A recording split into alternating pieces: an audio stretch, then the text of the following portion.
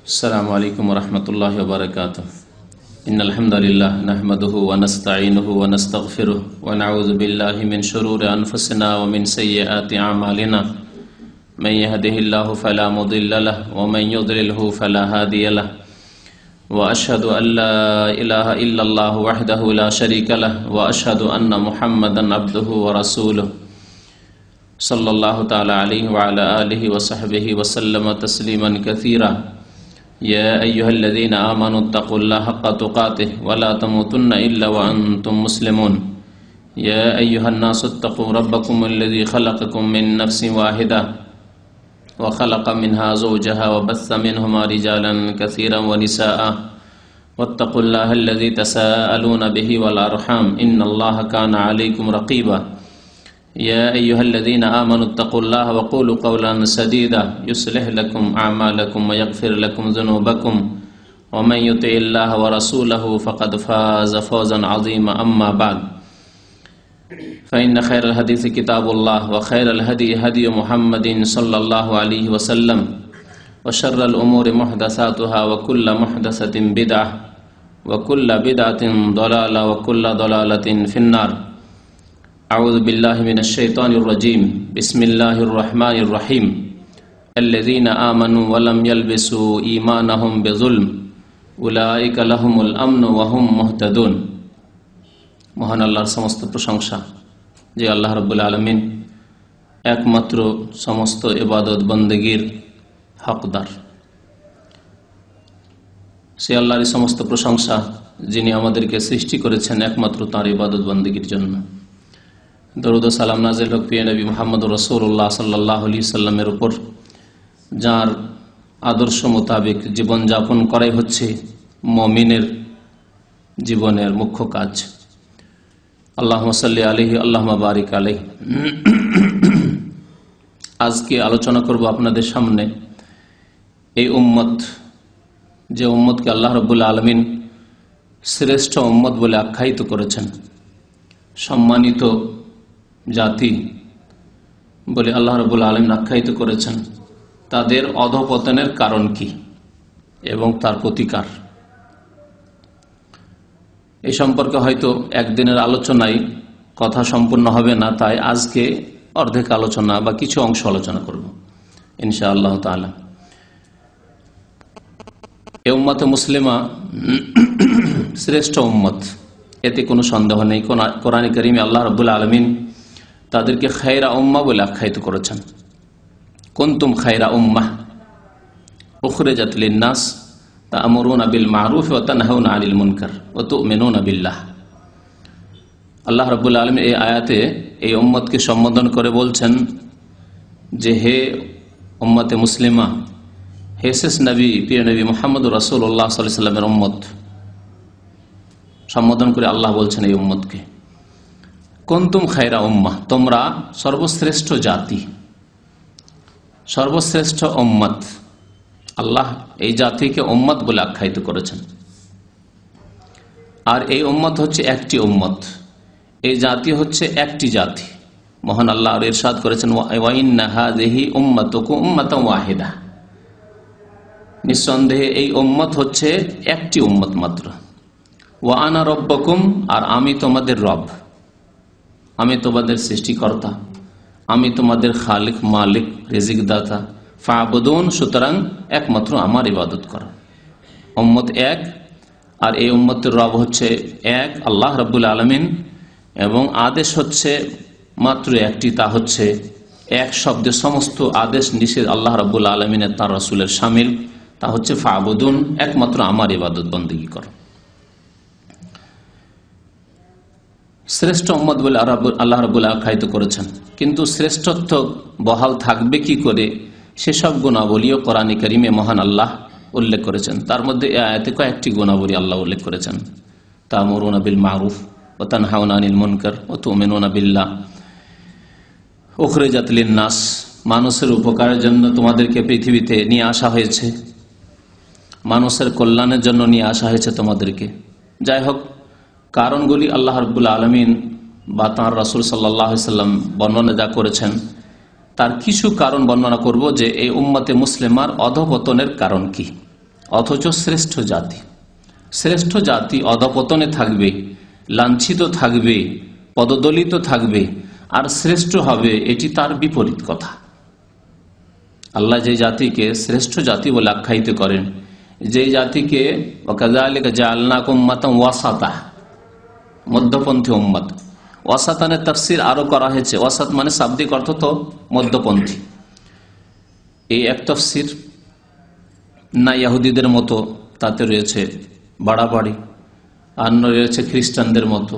এই দুই বাতিলের মাঝখানে দুই বিকৃতি যে ঘটেছে, ইহুদি এবং খ্রিস্টান ইজমে, এই দুই বিকৃত ধর্মের মাঝখানে সত্য দিন হচ্ছে এবং সত্য দিনের অনুসারী হচ্ছে এই উম্মতে ওয়াসাত। একটি তাফসীর।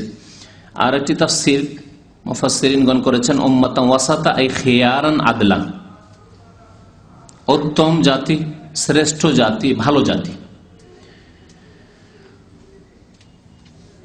তো এই উম্মতের অধপতন কেন?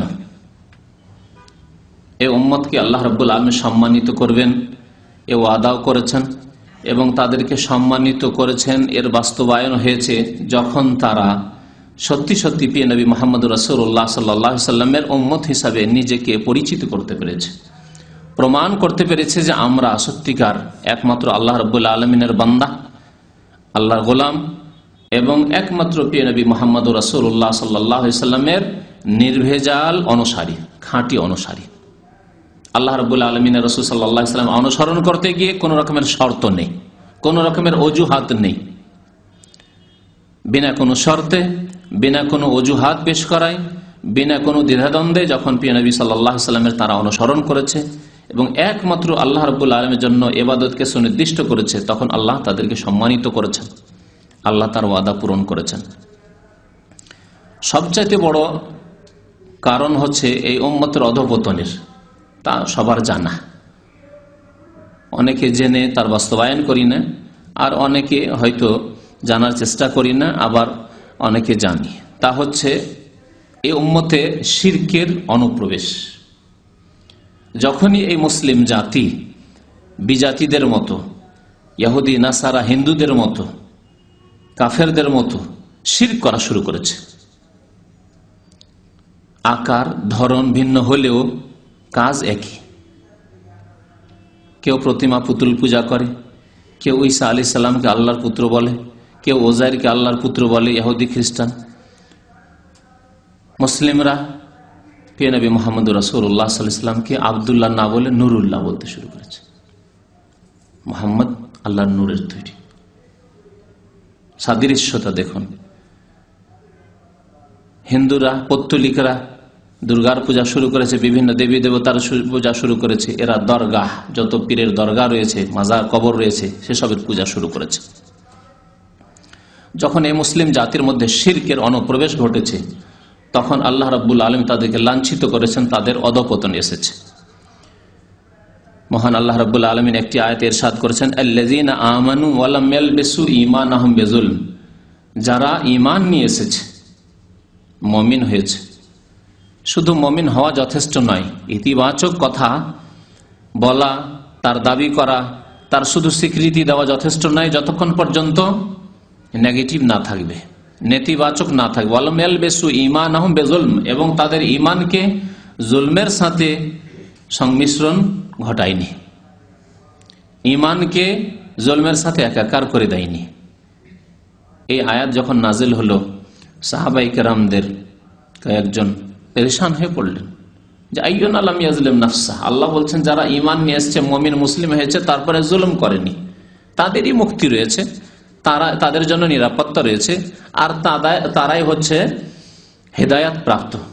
উলাইকা লাহুমুল আম, তাদের জন্য রয়েছে নিরাপত্তা, তারা নিরাপদ, তারাই সম্মানিত। অধঃপতন থেকে, লাঞ্ছনা থেকে, জিল্লত থেকে, গোলামি থেকে, সমস্ত রকমের দুনিয়া এবং আখেরাতের বালা মুসিবত, বিপদ আপদ থেকে নিরাপদ। কে? যেই ব্যক্তি ঈমান নিয়ে আসার পরে জুলমের সংমিশ্রণ ঘটায়নি ঈমানের সাথে। আর ওয়াহুম মুহতাদুন, এরাই হেদায়াত প্রাপ্ত, সঠিক পথ প্রাপ্ত, তারা সঠিক পথের উপর, সিরাতে মুস্তাকিমের উপর তারা রয়েছে। সাহাবারা জিজ্ঞাসা করলেন নবী করিম সাল্লাল্লাহু আলাইহি সাল্লামকে, যে ইয়া রাসূলুল্লাহ, আমাদের সবাই তো জালেম। কারণ জুলম বিভিন্ন প্রকারের, এক হচ্ছে সবচেয়ে বড় জুলম, আর এক হচ্ছে মানুষের জুলম, নিজের উপর জুলম, তা হচ্ছে বিভিন্ন রকমের গুনহার দ্বারা নিজের উপর জুলম করা। আর তৃতীয় প্রকারের জুলম হচ্ছে যে একের অন্যের উপর জুলম, অত্যাচার, বান্দার হকের ক্ষেত্রে জুলম। তো আমাদের এমন কি আছে জুলুম করেন না? কখনো হয়তো আমরা অন্যের উপর জুলুম করছি, কখনো বহু সময় আমরা বিভিন্ন রকমের গুনহার কারণে আমরা নিজের নফসের উপর জুলুম করছি। আইয়ুনা লাম ইয়াজলিম নাফসাহ, তাহলে তো আমরা মুক্তি পাবো না, আমরা হিদায়াত পাবো না, গুমরাহ হয়ে যাবো, রাস্তাহারা হয়ে যাব। নবী করিম সাল্লাল্লাহু আলাইহি ওয়াসাল্লাম বলেন, আলাম তাসমা কাওলাল আবদিস সালেহ লোকমান, তোমরা কি শোনোনি সৎ বান্দা আল্লাহর লোকমানের কথা? তিনি কি বলেছিলেন? ওয়াইজ ক্বালা লোকমান লিবনিহি ওয়া হুয়া ইয়াইযুহু ইয়া বুনাইয়া। লোকমান হাকিম উপদেশ দিচ্ছেন, ওয়াজ করছেন ছেলেকে, ওয়া হুয়া ইয়াইযুহু ইয়া বুনাইয়া, হে প্রিয় সন্তান, লা তুশরিক বিল্লাহ, আল্লাহর সাথে শিরক করিও না, ইন্নাশ শিরকা লাযুলমুন আযীম। এই আয়াতকে তোমরা শোনোনি? তাহলে বোঝা যাচ্ছে যে এই আয়াতের আল্লাযীনা আমানু ওয়া লাম ইয়ালবিসু ঈমানাহুম বিযুলমিনের আগে লোকমান হাকিমের যে বাণী সূরা লোকমানের আয়াতগুলি নাযিল হয়েছে, তোমরা কি তা শোনোনি? সেখানে আল্লাহ রাব্বুল আলামিন জুলম বলেছেন, কোন গুনাহকে? ইন্নাশ শিরকা লাযুলমুন আযীম, নিশ্চয় শিরক হচ্ছে সবচেয়ে বড় জুলম। তো যারা জুলমের সংমিশ্রণ ঘটায় না, অর্থাৎ ঈমানের সাথে শিরকের সংমিশ্রণ নেই, ঈমানের মধ্যে শিরকের ভেজাল ঢোকায় না, ঈমান খালেস ঈমান আল্লাহ রাব্বুল আলামিনের প্রতি, আল্লাহর প্রতি বিশ্বাস অন্তর থেকে, জবান থেকে, কাজে কর্মের দ্বারা, এই ঈমানে কোন রকমের শিরকের গন্ধ পর্যন্ত নেই। ছোট শিরক হোক, বড় শিরক হোক, গোপনীয় শিরক, শিরকে খাফি হোক, প্রকাশ্য শিরক হোক, জালি শিরক হোক, কোন রকমের শিরক তাদের আকীদা আমলে নেই। তারাই নিরাপদ এবং তারাই হেদায়েত প্রাপ্ত। সবচাইতে বড় অধঃপতনের কারণ এই উম্মতের হচ্ছে শিরক। স্বর্ণযুগ বলা হয় মুসলিমদের, এই উম্মতে মুসলিমার সাহাবায়ে কেরামদের যুগকে, তাবেঈনদের যুগ, তাবেঈনদের যুগ। এই তিনটি যুগে শিরকের গন্ধ তো দূরের কথা, শিরক যে মুসলিম জাতিতে প্রবেশ করলো তার যে কারণ, তা হচ্ছে সুফিজম। সুফিজম হচ্ছে মুসলিম জাতির মধ্যে শিরকের অনুপ্রবেশের মুখ্য কারণ। পীর মুরিদির ব্যবসা, তাসাউফ, এ হচ্ছে মুখ্য কারণ। যে কোনো সুফি মারা গেছে, পীর মারা গেছে, তার কবর পাকা হয়েছে, পাকা হওয়ার পরে অতি সম্মান, অতি ভক্তি শুরু হয়েছে, তা চাদর চড়ানো হয়েছে, তারপরে তাতে নজর নিয়াজ, ফাতিহা খানি শুরু হয়েছে, সেজদা করা শুরু হয়েছে, ফরিয়াদ করা শুরু হয়েছে। যতদিন পর্যন্ত মুসলিম জাতিতে সুফিজম ঢুকেনি, এটি হচ্ছে শিরকের যেহেতু মূল কারণ, মুসলিম জাতিতে শিরক ঢোকার, ততদিন পর্যন্ত মুসলিম জাতির মধ্যে শিরক ছিল না, শিরক থেকে পাক ছিল এই উম্মত। আর এক শ্রেণীর লোকেরা বলে যে যার মধ্যে তাসাউফ নেই সে জিন্দিক, তার ধর্ম নেই। কোন ধর্ম তাহলে? এই ধর্ম হচ্ছে খিচড়ি ধর্ম। কারণ এই সুফিজমের ধর্মই তৈরি হয়েছে কয়েকটি খিচড়ি নিয়ে, কিছু অগ্নি পূজকদের কাছ থেকে, কিছু হিন্দুদের কাছ থেকে, কিছু বৌদ্ধদের কাছ থেকে, কিছু খ্রিস্টানদের কাছ থেকে, কেউ ইহুদিদের কাছ থেকে, আর ওপরের লেবাস আল খাল্লা জুব্বাটা হচ্ছে মুসলমানদের। লেবাসটা হচ্ছে মুসলমানদের, নাম তার ইসলাম। সুফিজমে যত শিরক কুফরি করা হচ্ছে, ওয়াহদাতুল ওজুদ হলুল, যত কিছু করা হচ্ছে আল্লাহ ছাড়া অন্যের কাছে ফরিয়াদ, সবকিছুর ওপর লেবাস হচ্ছে ইসলামিক লেবাস, ইসলামের নাম দিয়ে সব চলছে। সাহাবায়ে কেরামদের যুগ, তাবেঈনদের যুগ, তাবেঈনদের যুগে শিরক ছিল না, তাই আল্লাহ রাব্বুল আলামিন তাদেরকে সম্মানিত করে রেখেছেন। কত শক্তিশালী এই উম্মত,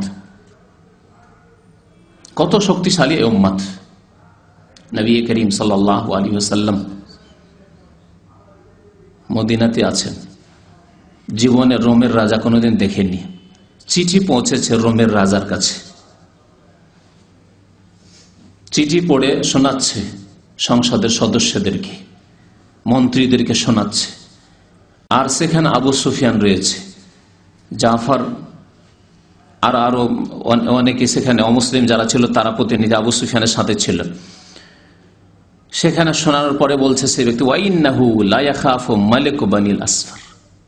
আবু সুফিয়ান বলছে তার অবস্থা দেখে সেই রাজা, রোম সাম্রাজ্যের রাজার কথা শুনে আর সে এত প্রভাবিত হয়েছে, ভয়ে ভীত হয়েছে ওই সব দৃশ্য দেখার পরে আবু সুফিয়ানের মন্তব্য, ওয়াইন্নাহু লা ইয়াখাফু মালিক বানিল আসফার, আরে আমরা ঈমান নিয়ে আসছি না মুহাম্মদ সাল্লাল্লাহু আলাইহি ওয়াসাল্লামের উপর, অথচ রোমের রাজা বানিল আসফার যারা শ্বেতাঙ্গ,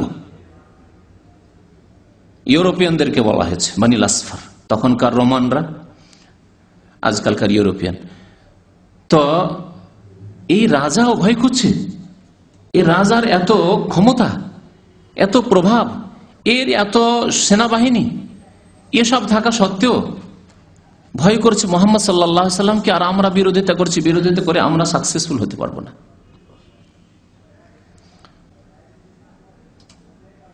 ওমর রাদিয়াল্লাহু তাআলা আনহু জামানা দেখেন, আবু বকর সিদ্দিক রাদিয়াল্লাহু তাআলা জামানা, কোন বাতিল শক্তি মাথা চাড়া দিয়েছে তাদের মাথাকে ভেঙে দেওয়া হয়েছে।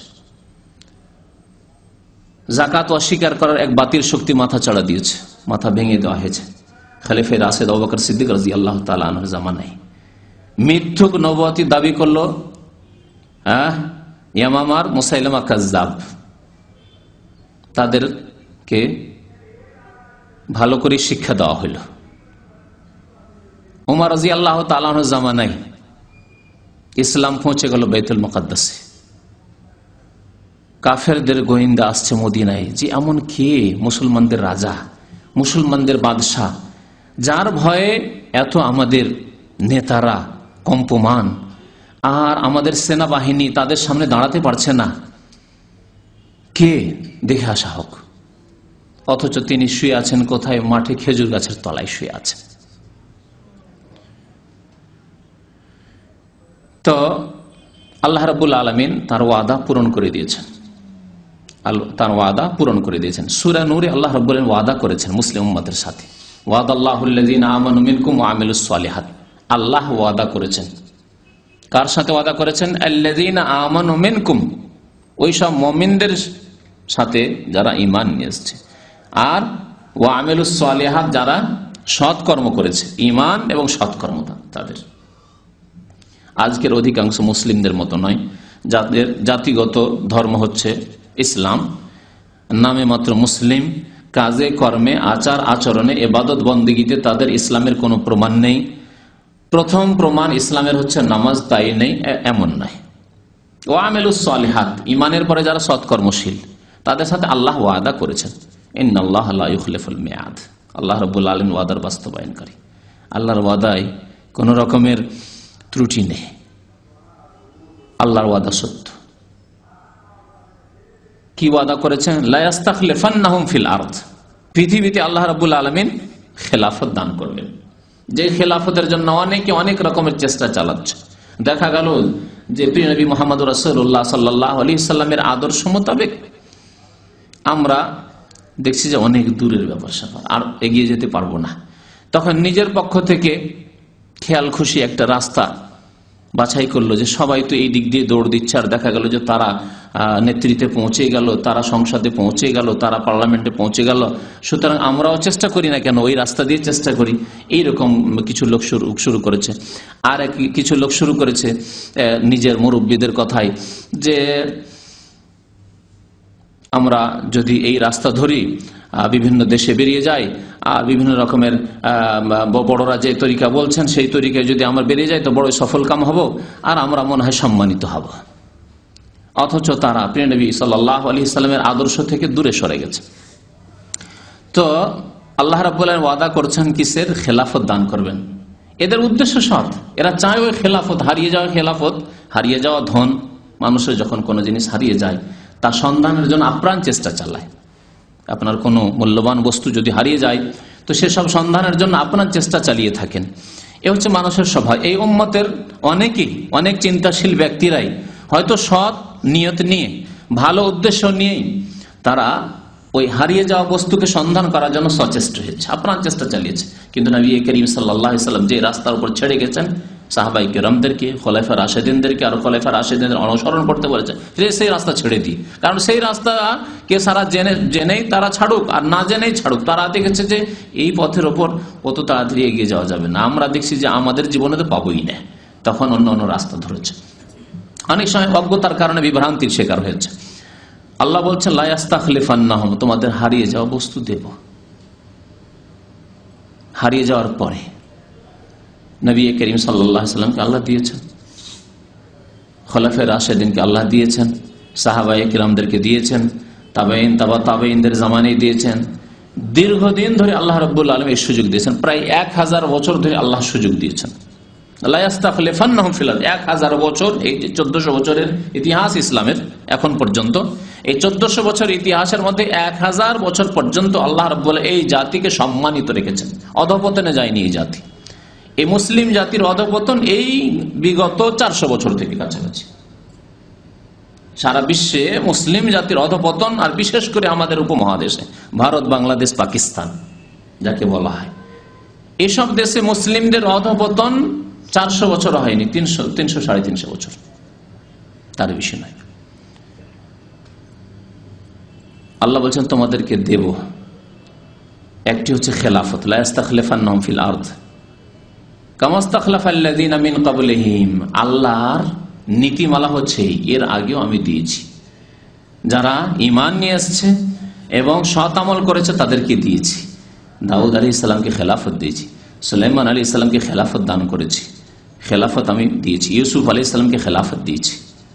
কামা ইস্তাখলাফাল্লাযীনা মিন ক্বাবলিহিম ওয়া লা ইউমাক্কিনান্না লাহুম দীনাহুমুল্লাযী ইরতাদা লাহুম। আল্লাহ এই আয়াতে 3টি ওয়াদা করেছেন। একটি হচ্ছে খেলাফতের ওয়াদা, কারণ মানুষ যখন খেলাফত, নেতৃত্ব পায়, ক্ষমতা পায়, তখন সম্মানের জীবন যাপন করতে পারে।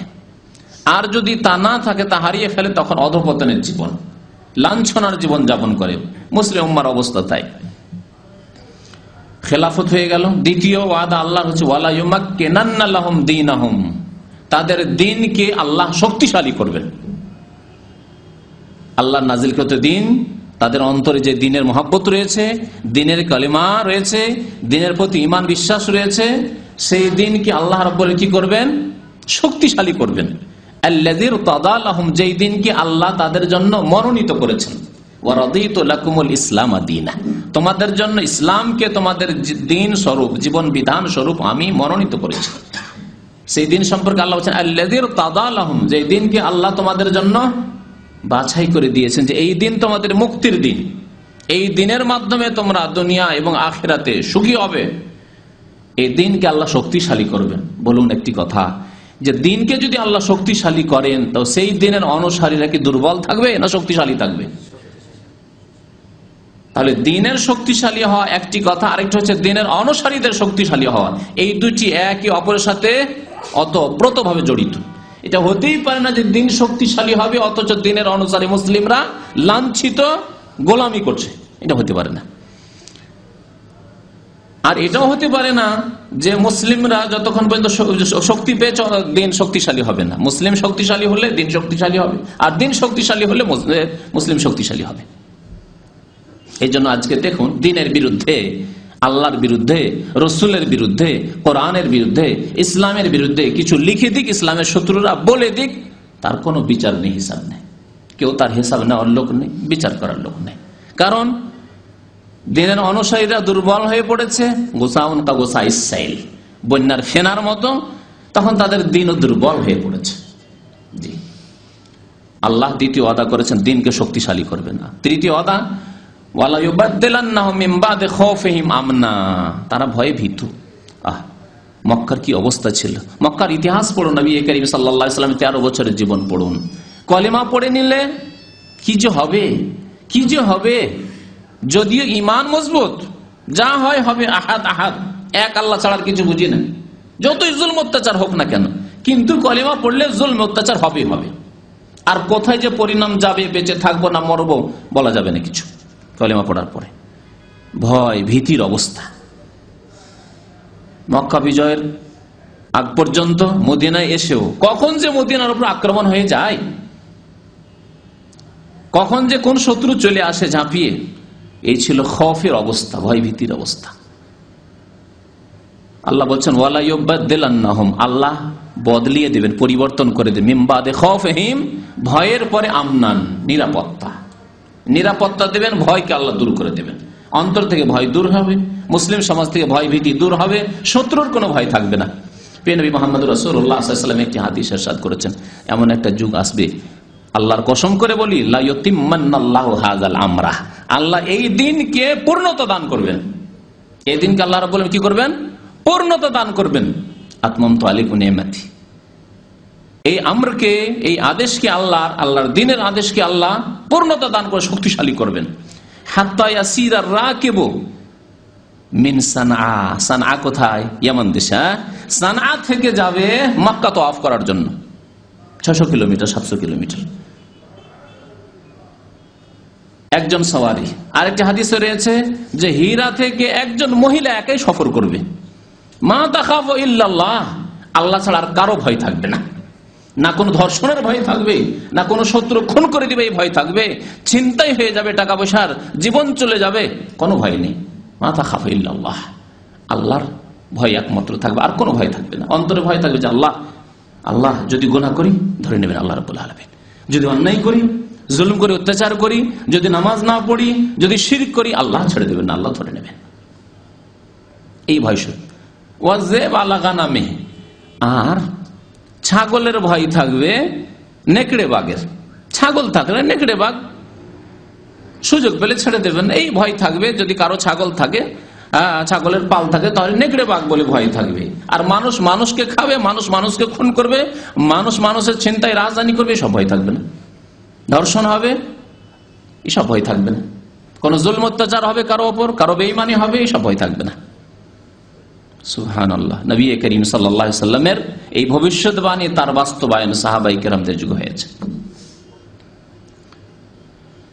আল্লাহ রাব্বুল বলছেন ওয়ালা ইউবাদদিলান্নাহুম মিন বাদি খাউফিহিম আমনা, কিন্তু শর্তটি শুনুন, ইয়াবুদুনানি, তারা আমারই ইবাদত করবে, লা ইউশরিকুনা বি শাইআ, আমার সাথে কোনো কিছুকে শরীক করবে না, কোনো কিছুকে শরীক করবে না, ছোট হোক বড় হোক, যে কোনো ক্ষেত্রে হোক, যে কোনো ক্ষেত্রে হোক, আকীদার ক্ষেত্রে হোক, আমলের ক্ষেত্রে হোক, কোন ক্ষেত্রে শরীক করবে, আল্লাহর পবিত্র রুবুবিয়তের ক্ষেত্রে হোক, ইবাদত বন্দেগীর ক্ষেত্রে হোক, কোন ক্ষেত্রে শরীক করবে না। এই কথা বলবে না যে সেজদা দুই প্রকার, ওলি আউলিয়া বুজুর্গানে দিন তাদেরকে তাজিমের সেজদা করা যায়, কথা বলবে না। ইয়াবুদুনানি লা ইউশরিকুনা বি শাইআ, দোয়া করবে আল্লাহ ছাড়া অন্যের কাছে, আর বলে আল্লাহর ওলিদের কাছে চাইলে আল্লাহর ওলির আল্লাহর কাছ থেকে নিয়ে দেন, বা আল্লাহর ওলিদেরকে আল্লাহ রাব্বুল আলামিন এতটা ক্ষমতা দিয়েছেন যে তাদের কাছে চাইলে আল্লাহর কাছেই চাওয়া হয়। যারা ভারত উপমহাদেশের বড় বড় এক শ্রেণীর ওলামা, তাদের বক্তব্যে সব কথাবার্তা রয়েছে, যা বলছি কোনো কাল্পনিক কথাবার্তা বলছি না। বড় বড় ওলামা তারা বলছে যে আল্লাহর ওলিদেরকে আল্লাহ এত সুপার পাওয়ার দিয়ে দেন যে তাদের কাছে চাইলে আল্লাহর কাছেই চাওয়া হয়। জি, অথচ তারা আমাদের দেশের মুসলিম সমাজের কাছে বড় বড় ওলামা। ইয়াবুদুনানি লা ইউশরিকুনা বি শাইআ, তাহলে শিরক মুক্ত হইতে হবে। এই মর্মে আরো বহু আয়াত রয়েছে, সময় স্বল্পতার জন্য শেষ করি। দ্বিতীয় অধপতনের কারণ হচ্ছে মুসলিম জাতির অধিকাংশ মানুষের নামাজ ছেড়ে দেওয়া। আজকাল মুসলিম বিশ্বে নামাজ পড়ার লোক পাওয়াই মুশকিল। যে কোনো জায়গায় যান, আপনার গ্রামের হিসাব করলে আপনি বের করতে পারবেন যে শতকরা কয়জন নামাজ পড়ে। আপনার বিল্ডিং এ, আপনার কোম্পানিতে, আজকাল যান বড় বড় কোম্পানিতে, ইয়ামামার মতো কোম্পানি, আর ওই বিভিন্ন যে জামেল, এসব কোম্পানিতে 1000, 1500, 2000 বাংলাদেশি আছে, আর মসজিদে নামাজ পড়তে আসে 50 জনের বেশি হবে না।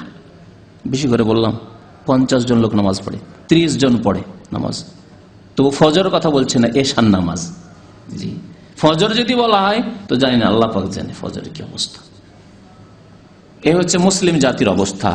তো মুসলিম জাতির অধপতনের দ্বিতীয় মুখ্য কারণ হচ্ছে অধিকাংশ মুসলিমদের বেনামাজি হয়ে যাওয়া। মহান আল্লাহ বলছেন ওয়াস্তাইনু বিস-সাবরি ওয়াস-সালাহ, আল্লাহর কাছে সাহায্য চাও ধৈর্যের সাথে এবং নামাজের সাথে। তাহলে বোঝা গেল আল্লাহর সাহায্য নেমে আসবে নামাজ পড়লে, বিনা নামাজে আল্লাহর কোনোদিন সাহায্য নেমে আসবে না।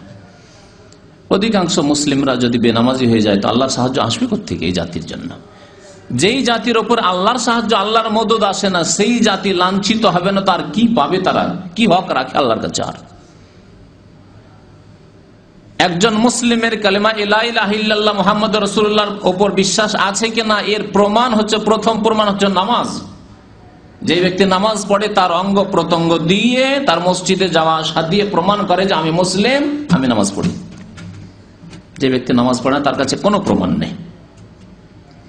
এই জন্য হাদিসে রয়েছে যে যেই ব্যক্তি ওমাল্লাম ইউহাফিজ আলাইহিন্না, যে ব্যক্তি নামাজের হেফাজত করে না, লাম তাকুন লাহু নূরান ওয়ালা বুরহানান ওয়ালা নাজাতান ইয়াউমাল কিয়ামা, না তার কাছে আলো থাকবে, না তার কাছে কোনো প্রমাণ থাকবে যে মুসলিম। আজকাল তো মুসলিম দাবি করাতে অত্যন্ত আগ্রহী, অথচ এক ওয়াক্ত নামাজ পড়ে না। নবী করিম সাল্লাল্লাহু আলাইহি ওয়াসাল্লাম বলছেন যে তার কাছে কোনো বুরহান নেই, দলিল নেই, প্রমাণ নেই তার কাছে মুসলিম হওয়ার, যে ব্যক্তি নামাজের হেফাজত করে না। আর কিয়ামতে কার সাথে থাকবে তা তো আপনাদের জানাই আছে হয়তো বহুবার এই হাদিস, ওয়াকানা ইয়াউমাল কিয়ামাতি মা কারুন ওয়া ফিরআউন ওয়া হামান ওয়া উবাই ইবনে খালাফ। মানব জাতির ইতিহাসের যত বড় বড় জালেম আর কাফের, সবচেয়ে বড় শাস্তি যে সব কাফেরদের হবে, তাদের সাথে বেনামাজির হাসর হবে। কারুন, ফিরআউন, হামান, আর উবাই ইবনে খালাফ। উবাই ইবনে খালাফ এত বড় শত্রু ইসলামের, যে নবী করিম সাল্লাল্লাহু আলাইহি সাল্লামের হাতের মোবারক অস্ত্র তাকে গিয়ে লেগেছিল। এত হতভাগ আসে, তার সাথে বেনামাজি উঠবে কিয়ামতের দিন। তো নামাজ ছেড়ে দেওয়া হচ্ছে মুসলিম জাতির অধঃপতনের কারণ। আল্লাহর মদদ নেমে আসেন, নামাজ ছাড়া কোনোদিন আল্লাহর মদদ আসবে না। অধিকাংশ মানুষ নামাজ পড়ে না। বলুন, একটি পরিবারের কথা বলি, কারণ আমরা পরিবার থেকে শুরু করি, আমরা ছোট কথা নিয়ে চিন্তা করা শুরু করি আগে। আমাদের পরিবারে যদি বাবার 5টি ছেলে থাকে বা 5 ভাই আপনারা থাকেন, 5 ভাইয়ের 1 ভাই নামাজ পড়ছেন, হয়তো অনেক সময় 1 ভাইও নামাজ পড়েন না, বা বাবা নামাজ পড়ে 5 ভাইয়ের কেউ নামাজ পড়েন না, ওই বুড়ি নামাজ পড়ে তার বউরা কেউ নামাজ পড়ে না, মেয়েরা কেউ নামাজ পড়ে না, পর্দা করে না। যেই বুড়ির দিকে কেউ তাকাবে না সে পর্দা করে। আর যেসব যুবতী বউরা রয়েছে, মেয়েরা রয়েছে, যারা ফিতনার কারণ মুসলিম যুবকদের জন্য, তারা পর্দা করে না, তাদের পেট পিঠ খোলা।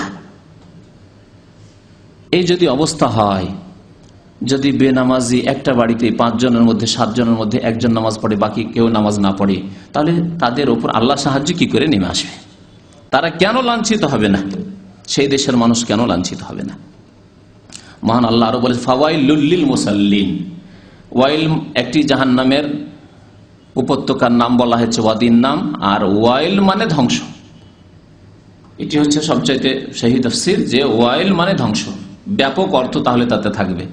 ওইসব নামাজিদের জন্য ওয়াইল ধ্বংস, অধপতন, ওইসব নামাজিদের জন্য অধপতন। তাহলে যারা একেবারে বেনামাজি, চিন্তা করে নেন তাহলে তাদের সম্পর্কে কি বলবেন বলেন।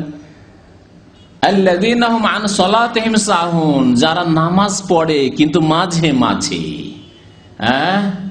আন সালাতিহিম সাহুন, নামাজ হতে তারা গাফিল, মানে খেয়াল খুশি নামাজ পড়ে, একেবারে বেনামাজি না। কারণ অনেক ভাইরা জিজ্ঞাসা করে, একেবারে তো বেনামাজি নয়, জুমা পড়ে সে, মাঝে মাঝে নামাজ পড়ে, জোহর আসর পড়ে, 1 ওয়াক্ত 2 ওয়াক্ত পড়ে, একেবারে ছাড়া লোক নয়, তাহলে তার কি বলা যাবে? তার সম্পর্কে তো আল্লাহ বলছেন ফাওয়াইলুল লিল মুসাল্লিন, গায়ের মুসাল্লিন আল্লাহ বলেননি। যারা নামাজি এক শ্রেণীর, সেই নামাজিদের জন্য ধ্বংস, অধপতন। যারা নামাজ হতে গাফিল, যখন মন হলো নামাজ পড়লো, মন হইলো পড়লো না, সুযোগ সুবিধা হইলো পড়লো না। আজকাল বেনামাজি ভাইদেরকে, যুবকদেরকে যদি বলা যায় নামাজ পড়েন ভাই, সময় পায় না, সময় পায় না। যখন সময় পায় পড়ে নি, যখন সময় পায় পড়ে নি, আর এমনি সময় পায় না। জি, এরাই তো ফাওয়াইলুল লিল মুসাল্লিন আল্লাযীনা আন সালাতিহিম সাহুন, এদের জন্য অধপতন। আর যদি সম্মান পেতে হয়, আল্লাহ তাদের কথা বলেছেন, আল্লাযীনা ইন মাক্কান্নাহুম ফিল আরদ, জমিনে শক্তিশালী করব। কাফের, ইসলামের শত্রু, আল্লাহর শত্রু, রাসূলের শত্রু, দ্বীনের শত্রু, তোমাদের শত্রু ভয় করবে কখন? শক্তিশালী হবে তখন। শক্তিশালীর গায়ে কেউ হাত দেয় না, শক্তিশালী গায়ে কেউ হাত দেয় না। আল্লাযীনা ইন মাক্কান্নাহুম ফিল আরদ, জমিনে যদি তাদেরকে শক্তিশালী করি, তাহলে তারা কি করবে? শক্তিশালী কতদিন থাকবে? আকামুস সালাহ, নামাজ কায়েম করবে। প্রথম কারণ হচ্ছে, উপায় হচ্ছে শক্তিশালী থাকার, নিজের শক্তিকে হেফাজতে রাখার, শক্তিকে বহাল রাখার। আকামুস সালাহ, নামাজ কায়েম করবে। 2 নম্বর, ওয়া আতাউজ যাকাত, যাকাত দেবে। ওয়া আমারু বিল মারুফ, সৎ কাজের আদেশ দেবে। ওয়া নাহাউ আনিল মুনকার, আর অসৎ কাজে বাধা দেবে। এই গুণগুলি যদি থাকে তাহলে উম্মত শক্তিশালী হবে, আর না হলে অধঃপতনে যাবে। তৃতীয় কারণ হচ্ছে নবী করিম সাল্লাল্লাহু আলাইহি সাল্লামের সুন্নতের রাস্তা ছেড়ে দিয়ে বিদাতের পথ বাছাই করা, সুন্নত ছেড়ে দিয়ে বিদাতকে গ্রহণ করা। আজকে অধিকাংশ মুসলিম বিশ্বের মানুষ যেদিকে সংখ্যাগরিষ্ঠ লোক সেখানে, সেদিকে এতগুলি লোকেরা বুঝে না, এত বড় বড় আলেমরা বুঝে না, আমাদের দেশে আলেমরা নেই, তারা বুঝে না। এগুলি হচ্ছে দলিল মুসলিম সমাজের। গোটা বাংলাদেশে এগুলি হইল, এসব হচ্ছে, প্রতি বছর হচ্ছে, তারা কি না বুঝেই করছে, তাদের মধ্যে আলেম ওলামা নেই। এগুলি হলো তাদের কথাবার্তা। সুন্নতের রাস্তা ত্যাগ করা এবং বিদাতের রাস্তা অবলম্বন করা, এ হচ্ছে অধপতনের কারণ এই উম্মতের জীবনের বহু ক্ষেত্রে। তার মধ্যে রবিউল আউয়াল মাসের ঈদে মিলাদুন নবী, প্রিয় নবী মুহাম্মদ রাসূলুল্লাহ সাল্লাল্লাহু আলাইহি ওয়াসাল্লামের আদর্শ বাদ দিয়ে, খোলাফায়ে রাশিদিনের আদর্শ বাদ দিয়ে, সাহাবায়ে কেরাম 110 হিজরি পর্যন্ত থাকলেন তাদের আদর্শ বাদ দিয়ে, তাবেঈনে কেরাম তাদের আদর্শ বাদ দিয়ে, আইম্মায়ে আরবা ইমামে আবু হানিফা রাহমাতুল্লাহ আলাইহি, ইমাম শাফিঈ রাহমাতুল্লাহ আলাইহি, ইমাম আবু হানিফা, ইমাম মালিক রাহমাতুল্লাহ আলাইহি, ইমাম আহমদ বিন হাম্বল রাহমাতুল্লাহ আলাইহি, সমস্ত আইম্মায়ে কেরাম তাদের যুগ চলে গেল। তারা কখনো জানলো না যে মুসলিমদের একটি ঈদ আছে, যে ঈদের নাম ঈদে মিলাদুন নবী। তারা জানলো না। বা মিলাদুন নবীর জন্মবার্ষিকী 12 রবিউল আউয়ালে পালন করতে হবে, এ কথাও তারা জানলো না। তারা এই কাজগুলি না করলেন, না করতে বললেন, না জানলেন। জানলো কারা? যারা জাহেল মূর্খ, খ্রিস্টানদের পাশাপাশি বাস করত মিশরে, খ্রিস্টানদেরকে দেখলো যে খ্রিস্টানরা তো বড়দিন পালন করে 25 ডিসেম্বরে, ঈসা আলাইহিস সালামকে তারা যদি এত শ্রদ্ধা করে, তো আমরা তো তার চাইতে বেশি শ্রদ্ধা করি। লাফিয়ে উঠলো জেহালত, অজ্ঞতায়। তারা যদি জন্মবার্ষিকী পালন করতে পারে ঈসা আলাইহিস সালামের, আমরা মুহাম্মদুর রাসূলুল্লাহ সাল্লাল্লাহু আলাইহি ওয়াসাল্লাম জন্মবার্ষিকী কেন পালন করব না? কার কাছ থেকে শিখলো? আল্লাহ রাসূল সাল্লাল্লাহু আলাইহি ওয়াসাল্লামের কাছ থেকে, খোলাফায়ে রাশিদিনের কাছ থেকে, সাহাবায়ে কেরামের কাছ থেকে, তাবেঈন, তাবা তাবেঈন, আইম্মায়ে কেরামদের কাছ থেকে না। একটি প্রমাণ দেন। যদি কেউ বলে তো একটি প্রমাণ নিয়ে, কমের পক্ষে নিজের ইমাম সাহেবের কাছ থেকে একটি প্রমাণ নিয়ে আসুন। 400-500 বছর চলে গেল, আর তারপর খ্রিস্টানদের কাছ থেকে শিখলো, মান তাশাব্বাহা বিকওমিন ফাহুয়া মিনহুম। নবী করিম সাল্লাল্লাহু আলাইহি ওয়াসাল্লাম বললেন, যারা মুসলিম হওয়া সত্ত্বেও অন্য কোন জাতির সাদৃশ্যতা অবলম্বন করবে, তাদের অনুকরণ করবে, তাদের দলভুক্ত হবে, তাদের দলে শামিল হবে। অথচ মানুষকে বোঝান, এত বড় আলেমরা বুঝে না, বাতিল মাথা চাড়া দিয়ে আছে। বাতিল হক হয়ে গেছে, আর হকটি বাতিল হয়ে গেছে। আজকালকার যুগের অবস্থা এমন যে সুন্নত বিদাত হয়ে গেছে, আর বিদাতই সুন্নতের জায়গা দখল করে নিয়েছে। জনসাধারণ বিদাতকে সুন্নত মনে করে, শিরকে তাওহীদ মনে করে, আর হককে বাতিল মনে করে, বাতিলকে হক মনে করে। আল্লাহ রাব্বুল আলামিন কোরআনে কারীমে ইরশাদ করেছেন, ওমান আ'রাযা আন যিকরি, যেই ব্যক্তি আমার উপদেশ থেকে মুখ ফিরিয়ে নেবে। আল্লাহর উপদেশ হচ্ছে কোরআনুল কারীম, আল্লাহর উপদেশ হচ্ছে প্রিয় নবী মুহাম্মদুর রাসূলুল্লাহ সাল্লাল্লাহু আলাইহি ওয়াসাল্লামের হাদিস সুন্নাত।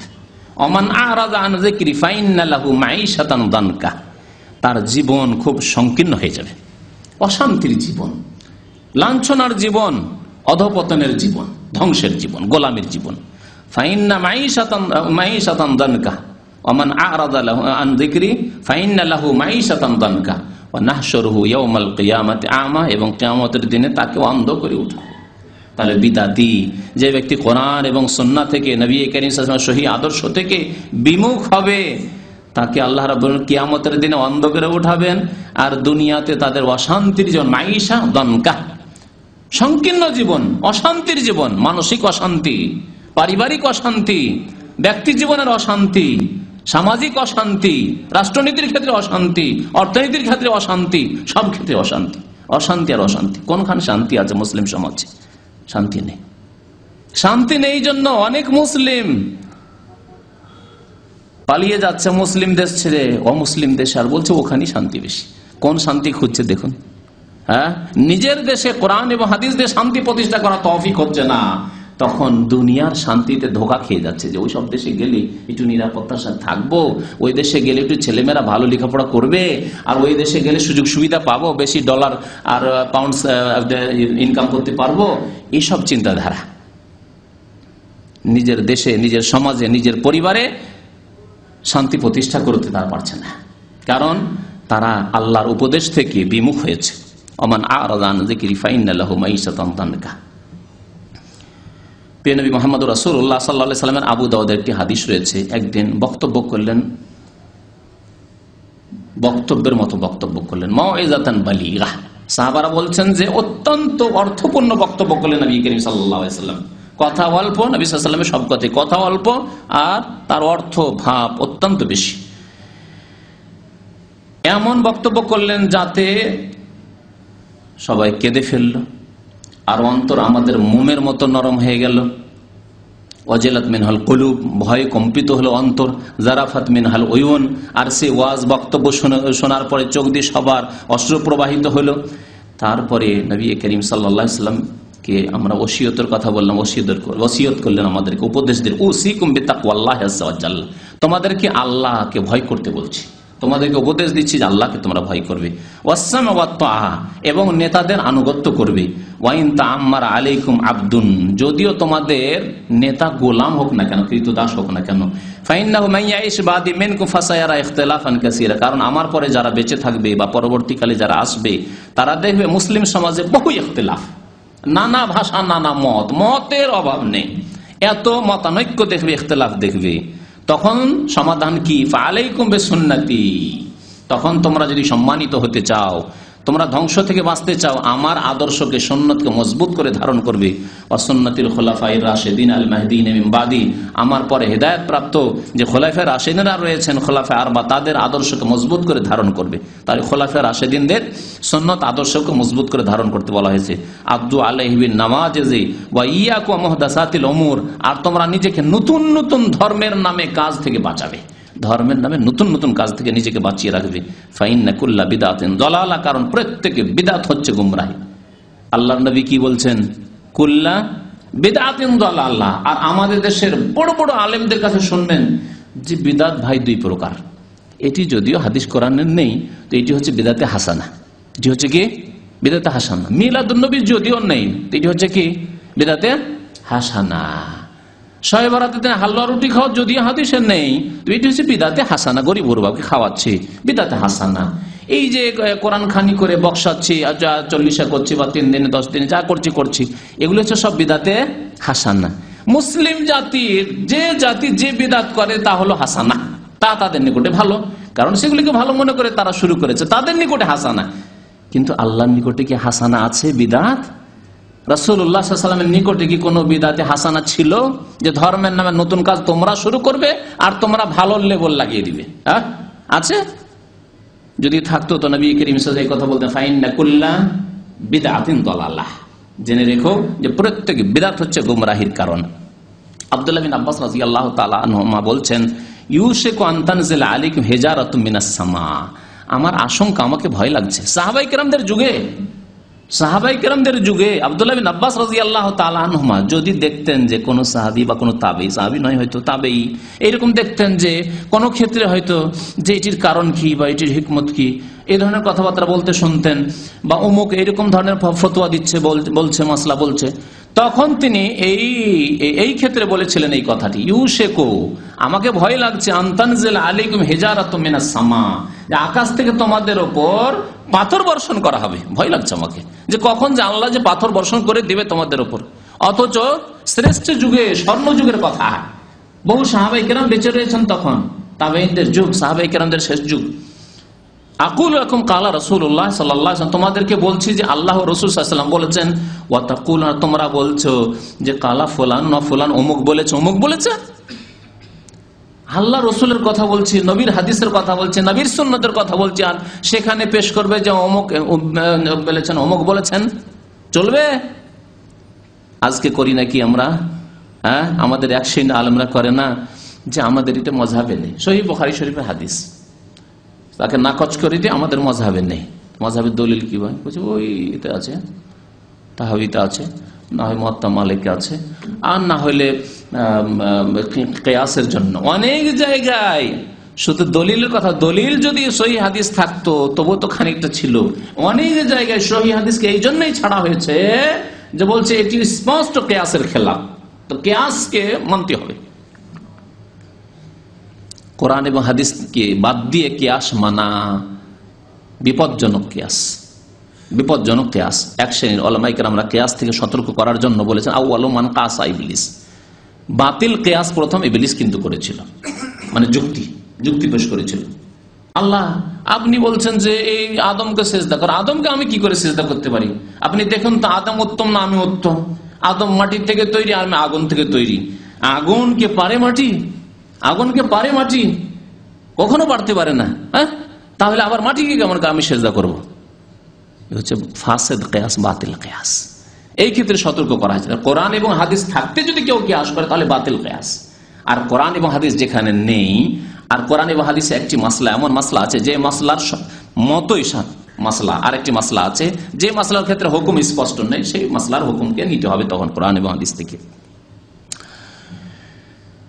আল্লাহ রাব্বুল আলামিন সতর্ক করেছেন নবী করিম সাল্লাল্লাহু আলাইহি সাল্লামের যারা বিরোধী, সুন্নত ছেড়ে দেয়, সুন্নত বিরোধী কাজ করে, তাদেরকে সতর্ক করে বলেছেন ফালিয়াহযারিল্লাযীনা ইউখালিফুনা আন আমরিহি আন তুসিবাহুম ফিতনাহ, সাবধান যেন থাকে ওই সব লোকেরা যারা রাসূলুল্লাহ সাল্লাল্লাহু আলাইহি সাল্লামের আদেশের বিরোধিতা করে, মুখালেফাত করে। ইউখালিফুন আন আমরে, নবীর যারা বিরোধিতা করে তারা যেন সাবধান হয়ে যায়, সতর্ক হয়ে যায়।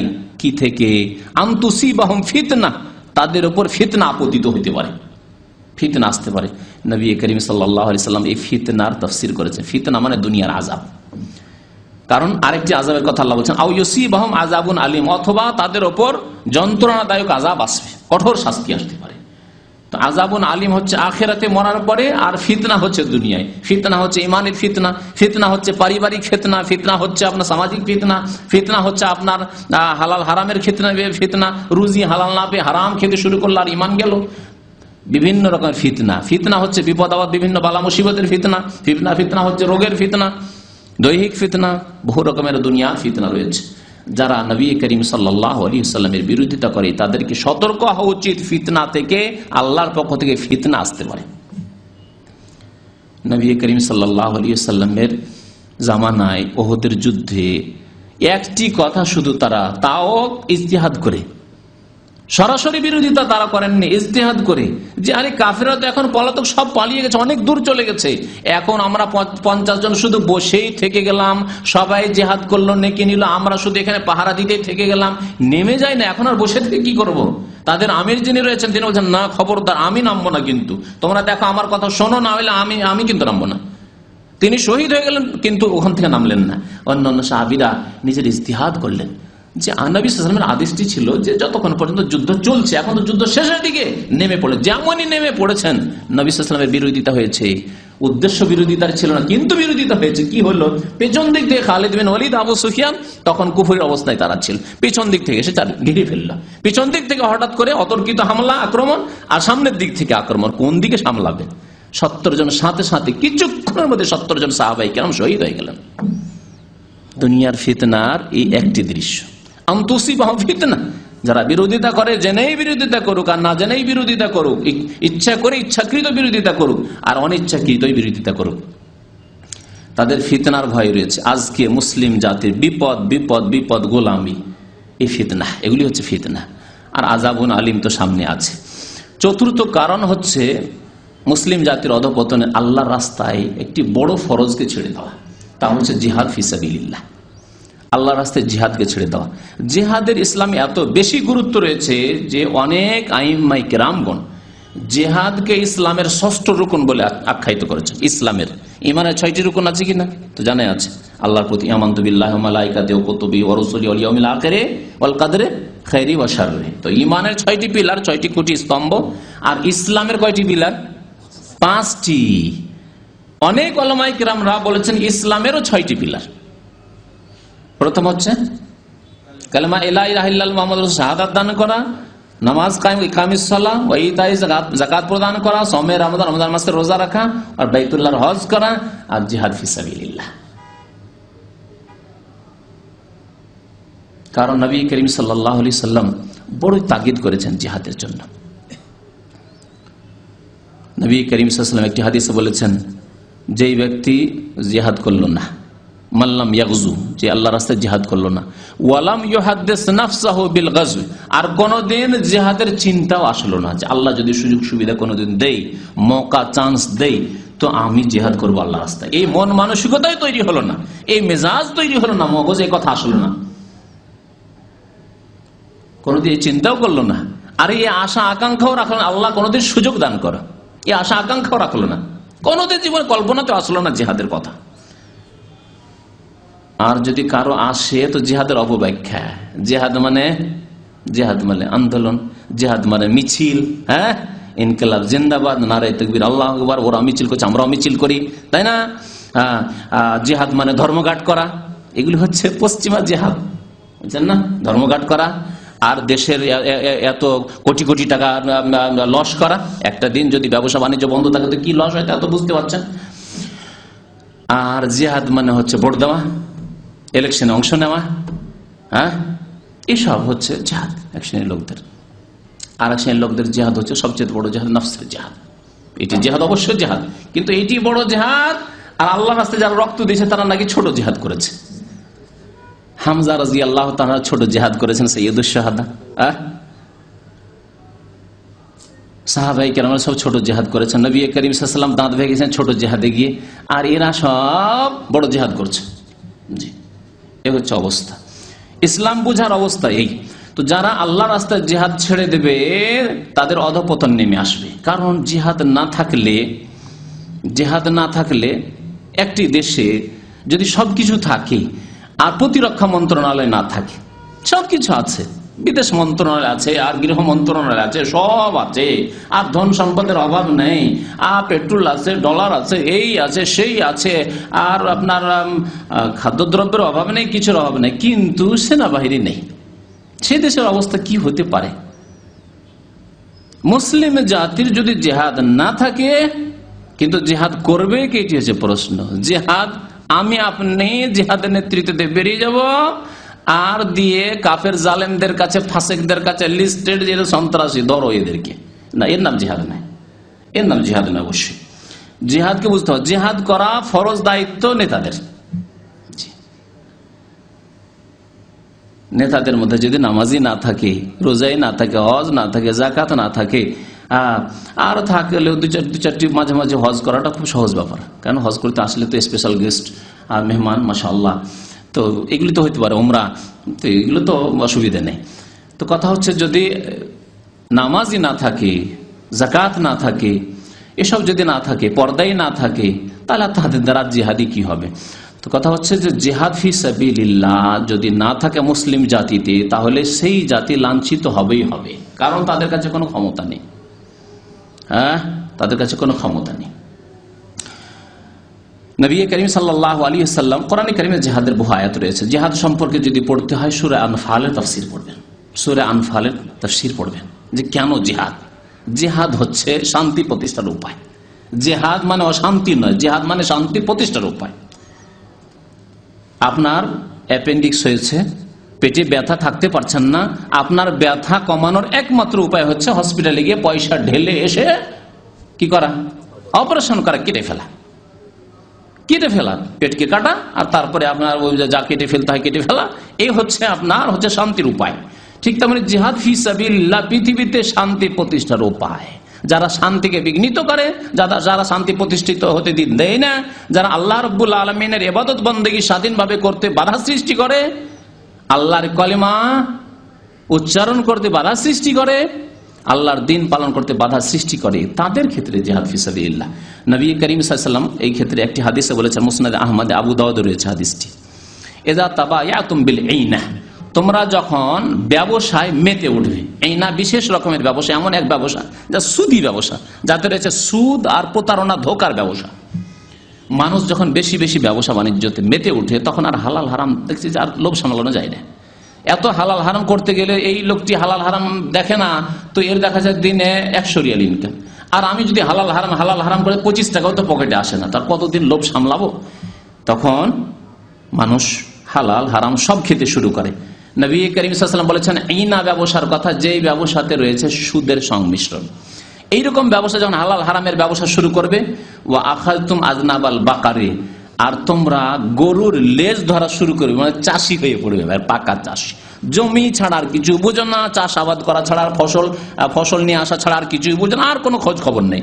না দিন শিক্ষা, না দিনের ছেলে মেয়েদেরকে তালিম দেওয়া। ছেলে মেয়ে একটু বড় হলে এই মাঠে যাও, এই মাঠে যাও, চাষের জমিতে যাও। আর যারা ব্যবসায়ী, যা দোকানে বস, পড়াশোনা নেই, ইসলাম সম্পর্কে শিক্ষা নেই, কোনো জ্ঞান নেই, যা ব্যবসা করে। ইযা তাবায়াতুম বিল আইনা ওয়া আখাযতুম আযনাবাল বাকার ওয়া তারাকতুমুল জিহাদা ফি সাবিলিল্লাহ। আর আল্লাহর রাস্তায় তোমরা জিহাদ করা ছেড়ে দেবে, তখন সাল্লাল্লাহু আলাইকুম যুল্লান, আল্লাহ তোমাদের উপর লাঞ্ছনাকে চাপিয়ে দেবেন, অপদস্থ করবেন আল্লাহ তোমাদেরকে। সাল্লাল্লাহু আলাইকুম যুল্লান লা ইয়ানজিউ হাত্তা তারজিউ ইলা দীনিকুম, অতক্ষণ পর্যন্ত আল্লাহ তোমাদের লাঞ্ছনা আর ভৎসনা গোলামিকে দূর করবেন না, যতক্ষণ পর্যন্ত তোমরা তোমাদের দিনের দিকে ফিরে না আসবে। দিনের দিকে ফিরে আসা মানে দিনের বিভিন্ন বিধিবিধান ফরজ আদায় করার সাথে সাথে আল্লাহ রাস্তায় জিহাদের প্রস্তুতি নেওয়া। আর এই দায়িত্ব হচ্ছে রাষ্ট্রনেতাদের। আল্লাহ যেন তাদেরকে তৌফিক দান করেন, বলুন আমিন। পঞ্চম কারণ হচ্ছে ইসলামী আইনের বাস্তবায়ন না করা। মুসলিম জাতির অধপতনের মুখ্য কারণ একটি, আজকের যুগে ইসলামী আইনের বাস্তবায়ন না করা। কতটি মুসলিম দেশ আছে পৃথিবীতে? হ্যাঁ, ইঞ্জিনিয়ার সাহেব বলেন, মুসলিম দেশ কতটি পৃথিবীতে? হ্যাঁ, না না 56-57টি দেশ আছে, কম আর বেশি হোক, মানে 60-এর কাছাকাছি দেশ আছে। এতগুলি মুসলিম দেশ, আর সমস্ত মুসলিম দেশগুলির নেতা হচ্ছে মুসলিম। তারা মনে করে যে আমরা কলিমা পড়া মুসলমান, আমরা জাতিতে মুসলমান, কিন্তু ইসলামী আইনের বাস্তবায়ন সৌদি আরব ছাড়া কোথাও নেই। ইসলামী আইনের বাস্তবায়ন কোথাও নেই পৃথিবীতে। আল্লাহ বলছেন কুতিবা আলাইকুমুল কিসাস, খুন করলে তার জন্য আল্লাহ কিসাস ফরজ করেছেন। আল্লাহ বলছেন ওয়াসসারিকু ওয়াসসারিকাতু ফাকতাউ আইদিহুমা, চোরের হাত কেটে নাও। আল্লাহ বলছেন আয-যানিয়াতু ওয়াজ-যানি, ব্যভিচারকারী ব্যভিচারকারিনী, তাদের ফাজলিদু কুল্লা ওয়াহিদিন মিনহুম মিআতাল জালদা, তাদের উপর দণ্ডবিধি কায়েম করো। না, এগুলি হচ্ছে বর্বরতা, এগুলি করা যাবে না। আমরা মুসলমান হইলে কি হবে? আমরা এখন উন্নত মুসলমান। হ্যাঁ, আমরা এখন সভ্য মুসলমান। 1400 বছর আগে সভ্যতা ছিল না। এটি বড় কুফরি কথা। যদি প্রকাশ না করে জাবানে, অন্তরে যদি এই কথা থাকে যে ও যুগে ছিল, এখন এগুলি চলবে না, তাহলে মুসলমান না। আর যদি পালন না করে যে আমরা পারছি না, দুর্বল, গোলামির জীবন কাটাচ্ছি, আমরা নেতা নেতৃত্ব দিলেই কি হবে, আমরা তো গোলাম আর লাঞ্ছিত, আর কাফেরদের তো নেতৃত্ব চলছে, সুতরাং আমরা পেরে উঠতে পারছি না, আমরা সুদ মুক্ত হতে পারছি না, আমরা এইসব দণ্ডবিধি কায়েম করতে পারছি না, কারণ আমরা দুর্বল। তাহলে আল্লাহ বলছেন তাদের সম্পর্কে আমাল্লাম ইয়াহকুম বিমা আনজালাল্লাহ ফাউলাইকা হুমুল ফাসিকুন, সর্বনিম্ন হুকুম হচ্ছে যে তারা ফাসিক। সর্বনিম্ন হুকুম আর একটি হচ্ছে যে তারা জালেম। ব্যক্তি স্বার্থের জন্য যদি করে, জালেম। তারা কারো উপরে যদি জুলুম করে, তাহলে অন্য কোনো বান্দার উপরে, মানুষের উপরে জুলুম করে, তাহলে আর কোনো মানুষের উপরে জুলুম না করে যদি ইসলামী আইনের বাস্তবায়ন না করে, তাহলে তারা ফাসিক। আর যদি অস্বীকার করে, বলবে যে এই সভ্যতার যুগে আর চলে না, ওগুলো ছিল আগের যুগে, তাহলে আল্লাহ তাদের সম্পর্কে কি বলেছেন? ফাউলাইকুমুল কাফিরুন। সবকে পাইকারি হারে আমরা কাফের বলি না। পাইকারি হারে কেউ কাফের বলে, তাদের আমরা বিরোধিতা করি, কিন্তু 3টি স্তরের কথা সবসময় জেনে রাখতে হবে।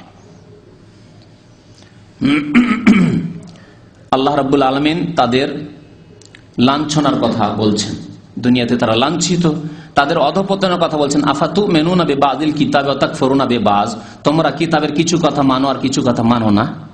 কিছু বিধান মানবে, নামাজ মানবে, আর একটা মানবে না। 5 ওয়াক্ত নামাজ পড়তে পারি না, আমরা জুমা পড়ছি, এইরকম। হ্যাঁ, ইসলামী আইনের বাস্তবায়ন করতে পারছি না ভাই, এসব করতে পারছি না, এইসব কথাবার্তা বলবে।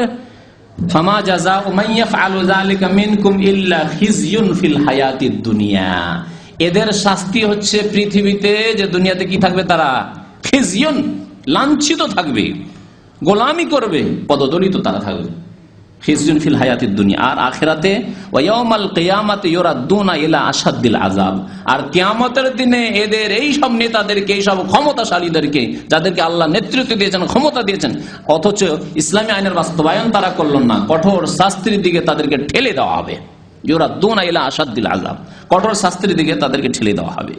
ওমাল্লাহু বিগাফিলিন আম্মা তা'মালুন, আর তোমরা যা করো তা থেকে আল্লাহ গাফেল নন। আল্লাহ সবকিছু দেখছেন। অন্তর্জামী যে তোমাদের অন্তরে কি ইসলামী আইনের বাস্তবায়নের চাহিদা রয়েছে, কামনা বাসনা রয়েছে, চেষ্টা রয়েছে, যারা ইসলামী আইনের বাস্তবায়নের দাবি করে তাদের কথাগুলিকে তোমরা শ্রদ্ধার নজরে দেখো, সেই কথাগুলিকে তোমরা ভালো মনে করে নিতে চাও, তাহলে ঠিক আছে তোমরা করো। তারা বিভ্রান্তির শিকার হতে পারে। এক শ্রেণীর লোকেরা ইসলামী আইনের বাস্তবায়নের এই দাবি তুলে তার বিভ্রান্তির শিকারে গোমরাহ হয়েছে, ঠিক আছে তাদের শাস্তি হওয়া উচিত। কিন্তু তোমাদের অন্তরে যদি সততা থাকে যে ইসলামী আইনের বাস্তবায়ন আমরা করব, তো ভালো উপদেশটি নিয়ে নাও তাদের কাছ থেকে, আর তোমাদের এই ফরজ দায়িত্ব তোমরা পালন করো। তোমাদেরকে তো তারা স্মরণ করিয়ে দিয়েছে।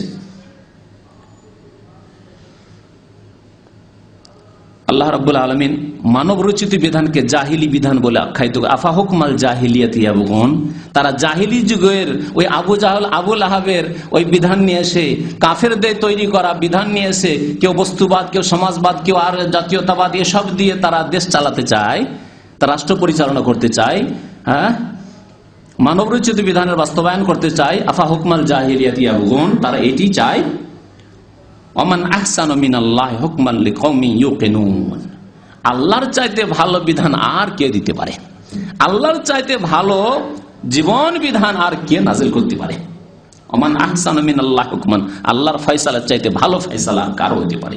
লিকাউমিন ইউকিনুন, কিন্তু সেই জাতির জন্য যেই জাতির ইয়াকিন আছে, বিশ্বাস আছে। আল্লাহর প্রতি যদি বিশ্বাস থাকতো, আল্লাহর আইনের প্রতি বিশ্বাস থাকতো, আল্লাহ নাজিল কিন্তু বিধানের প্রতি বিশ্বাস থাকতো, কোরআনী শাসনের প্রতি বিশ্বাস থাকতো, তাহলে সত্যি তারা এর জন্য সচেষ্ট হতো। আল্লাহ যেন আমাদেরকে নেক আমলের তৌফিক দান করেন।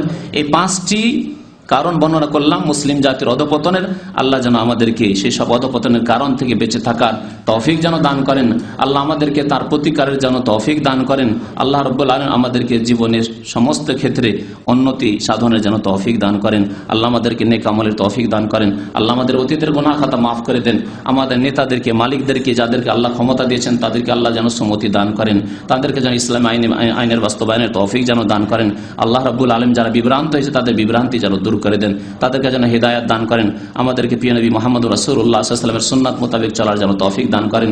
বিদআত থেকে, শিরক থেকে আল্লাহ রাব্বুল আলামিন আমাদের সমাজকে যেন বাঁচিয়ে রাখেন।